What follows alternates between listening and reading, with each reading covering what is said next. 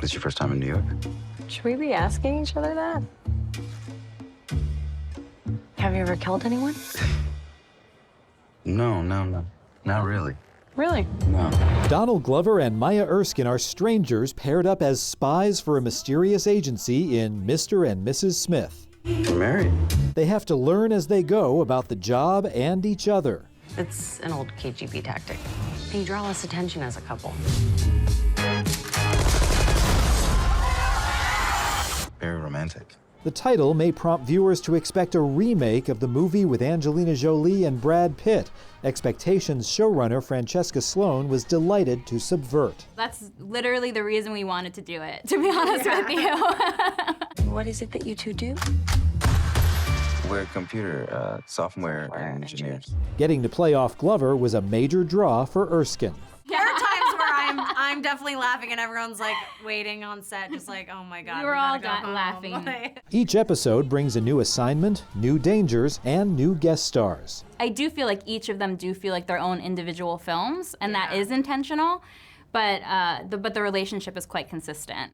You're sitting underneath a shelter I made. I made this fire. I got you this fish. Shelter, food, fire, water. It felt like making a small indie movie on this like massive scale with your best friends, and that's all you can hope for. What do you think happens if we fail? Our marriage? Our mission. Hemos conocido información sobre los 12 trabajadores de la Agencia de Naciones Unidas para los Refugiados Palestinos que supuestamente participaron en los actos violentos del 7 de octubre. Según un informe de la inteligencia israelí, 6 participaron en los asesinatos, 2 en los secuestros y el resto en labores de logística y de espionaje para preparar los ataques. Y esto, sin ninguna duda, va a tener un tremendo impacto en la ya falta de suministros de la población en Gaza. Reino Unido, Alemania y Australia se suman a la larga lista de países que suspendieron de manera temporal los fondos para la Agencia de Naciones Unidas para los Refugiados Palestinos. La noticia fue recibida con desconsuelo por los gazatíes, que dependen de ayuda humanitaria canalizada a través de la UNRWA. Se estima que cerca de 2 millones de personas en Gaza y 3 millones en Cisjordania reúnen los requisitos para recibir los servicios humanitarios de UNRWA. Esto es una sentencia de muerte. Si la Agencia para los Refugiados Palestinos deja de operar en la Franja de Gaza, moriremos. Pasaremos hambre en las calles. El dossier completo de 12 extrabajadores de UNRWA, despedidos por su supuesta colaboración con Hamás, fue entregado por Israel a los países donantes de UNRWA, incluyendo a Estados Unidos, el primero en poner en pausa los fondos. Hemos enviado material de inteligencia a esos países, demostrando que empleados de la UNRWA participaron en la masacre del 7 de octubre. Algunos de ellos realmente entraron a Israel y cometieron masacres, violaciones y secuestros. Algunos manifestantes israelíes, incluyendo algunos familiares de los rehenes en poder de Hamás, se movieron a la frontera para protestar por la entrada de camiones con ayuda humanitaria a Gaza.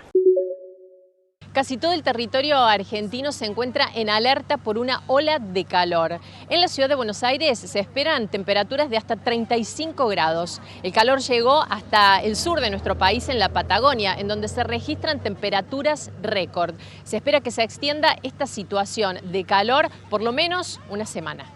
Alerta meteorológica es lo que han impulsado las autoridades de nuestro país debido a la ola de calor que enfrentarán 6 regiones de Chile. Y es por eso que aquí en la región metropolitana ya se están preparando con diferentes medidas. Entre ellas, uno de los puntos de hidratación que se han puesto en el centro de la capital. La idea es que la gente pueda tener acceso rápidamente y al paso de agua y así evitar también los shocks de calor.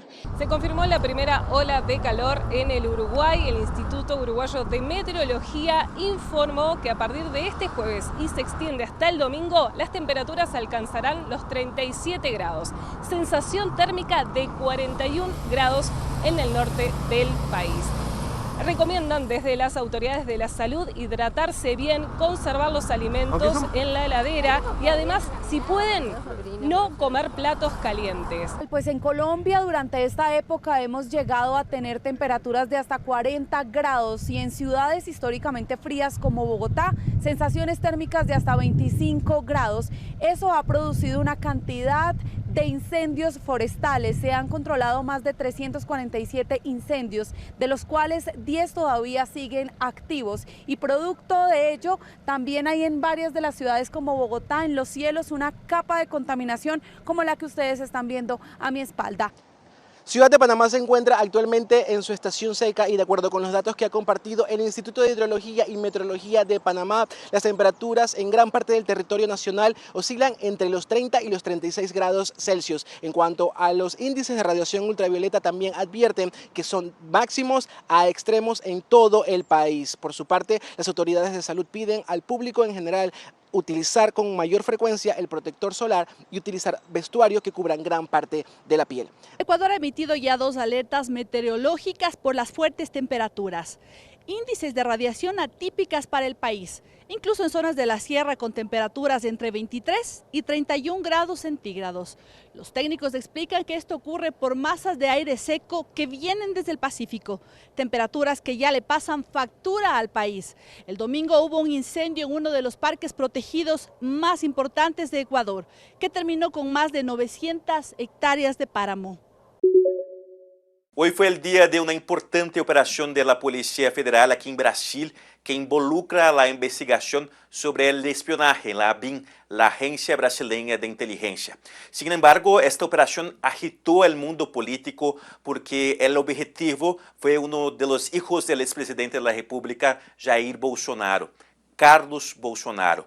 La policía llegó temprano a la casa de la familia Bolsonaro en la costa de Río de Janeiro. Carlos Bolsonaro sería el ideólogo de la llamada ABIN paralela, teniendo acceso a investigaciones en curso de la Policía Federal sobre Bolsonaro y miembros de la familia. La decisión que autorizó la operación reproduce un intercambio de mensajes de la asesora de Carlos Bolsonaro con una asesora de la ABIN, tratando investigaciones de la PF. La sospecha es que ella pidió información sobre investigaciones en nombre del concejal al exdirector general de la ABIN, Alexandre Ramagem, que actuó durante el gobierno de Bolsonaro. Carlos Bolsonaro fue invitado a declarar. Aunque no tenga obligación, la Policía Federal espera que pueda rendir declaración aún esta semana. Pedro Maciel, desde São Paulo, para Telearuba. La acusación de la bancada republicana sostiene que Mayorkas es culpable presuntamente de crímenes graves y faltas menores. Debido a su negativa deliberada y sistemática de hacer cumplir la ley de inmigración y nacionalidad de Estados Unidos. Según las alegaciones, las políticas dirigidas por Mayorkas han permitido el ingreso de millones de migrantes indocumentados a través de la frontera con México. Violó la ley de tal manera que engañó al Congreso. Estamos hablando de la detención de extranjeros ilegales, la libertad condicional de extranjeros ilegales y su captura y liberación masiva. El Departamento de Seguridad Nacional desestimó el proceso de juicio político y aseguró que por esa vía no se solucionará el problema de un sistema migratorio roto, como lo definen los dos partidos. Por ahora, los cargos de juicio político deberán ser presentados en el Pleno de la Cámara de Representantes para ser sometidos a votación. Solo si son aprobados se abriría un proceso de juicio político en el Senado. La misma Cámara donde Mayorkas forma parte de negociaciones entre la administración Biden y los republicanos. Para alcanzar un acuerdo que, en palabras del propio mandatario, de convertirse en ley, serían las reformas más duras para asegurar la frontera, que jamás se hayan sancionado en Estados Unidos. También le dará al presidente una nueva autoridad de emergencia para asegurar nuestra frontera cuando esté abrumada. Y como escucharon del presidente, él usaría esa autoridad si el acuerdo bipartidista se convirtiera en ley. Aún si se alcanza el acuerdo, en la Cámara de Representantes el líder de la bancada republicana ha dicho que podría ser bloqueado. Algo que sugirió Donald Trump, el favorito según las encuestas para convertirse en candidato presidencial en las elecciones de noviembre. Desde la Casa Blanca reporta Jorge Agobián de La Voz de América para Telearuba.